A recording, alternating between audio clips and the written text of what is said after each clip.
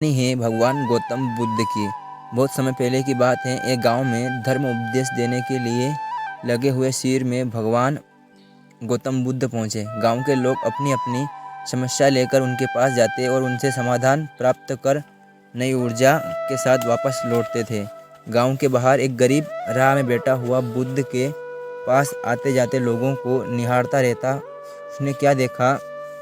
दुखी चेहरा लिए भारी कदमों से लोग भगवान गौतम बुद्ध के शिविर में जाते और नई ऊर्जा के साथ चेहरे पर खुशी व आनंद लिए वापस लौटते थे। गरीब ने सोचा, क्यों न मैं भी भगवान के पास अपनी समस्या लेकर जाऊं, और यह सोचकर हिम्मत करके वह भी शिविर की ओर चल देता है। शिविर में एक एक कर क्रमबद्ध तरीके से व्यक्ति को प्रवेश मिलता है, इसीलिए वह भी अपनी बारी की प्रतीक्षा करने लगा। जो कुछ उसने रास्ते में देखा, अब यहाँ से उसे साक्षात देखने को मिल रहा है। लोग एक एक कर अपनी समस्याएं बता रहे थे। भगवान गौतम बुद्ध चुपचाप शांति से सबकी समस्याएं सुनते थे और जवाब देते थे।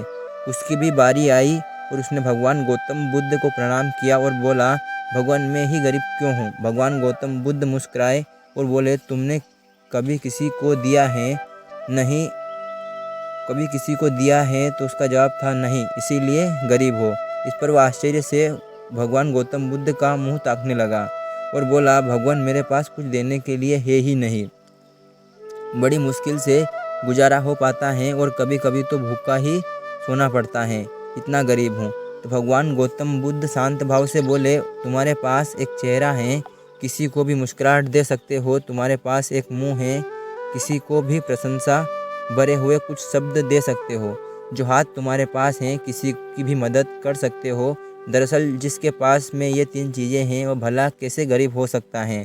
गरीब का भाव मन से होता है। मन से यह भ्रम निकाल दो। लोगों को तो देते जाओ, गरीबी अपने आप ही दूर हो जाएगी। ये बातें सुनकर उस गरीब का चेहरा दमक उठा।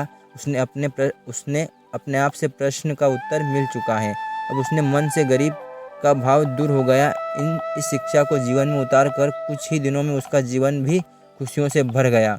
इससे जीवन की क्या सीख मिलती है कि मंदिर में भी लोग जाते तो हैं, तो कुछ ना कुछ मांगते रहते हैं और जीवन भर घुट घुट कर रो कर समय बिताते हैं। वे ईश्वर की कृपाओं को कभी समझे ही नहीं, जीवन की महत्वता को कभी जाना ही नहीं। इस पर कबीरदास जी ने बहुत बेहतरीन दोहे कहे हैं कि आइए पढ़ते हैं जो समझते हैं। कि सबके पल्ले लाल हैं, सभी साहूकार, गांठ खोल परखा नहीं, ये विधि रहा कंकाल। यानी सभी के पास ज्ञान है, जो कि ईश्वर की अनमोल देन है, जिसे हम कभी जानने समझने की कोशिश ही नहीं की, इसीलिए हम सुख आनंद नहीं ले पाते हैं। मित्रों, मनुष्य जीवन एक अनमोल अवसर है और विधाता की असीम कृपा का तोहफा है। हमारा सर्वप्रथम यह कर्तव्य होता है कि हम उस परम परमेश्वर की इनायतों को समझें, ईश्वर की कृपा को जानने की कोशिश करें।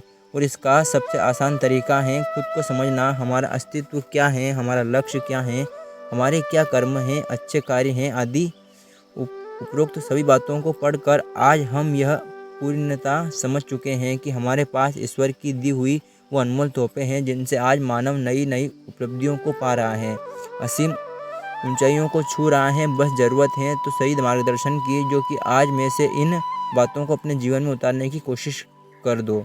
आपको बस यह करना है कि हर रोज़ अपनी एक कमी को दूर करो, चाहे वह आप गुस्सा हो या फिर नकारात्मक सोच। नंबर 2, जब भी कुछ सोचो तो अच्छा सोचो। नंबर 3, अगर कुछ करने का सोचो तो तब तक उसके पीछे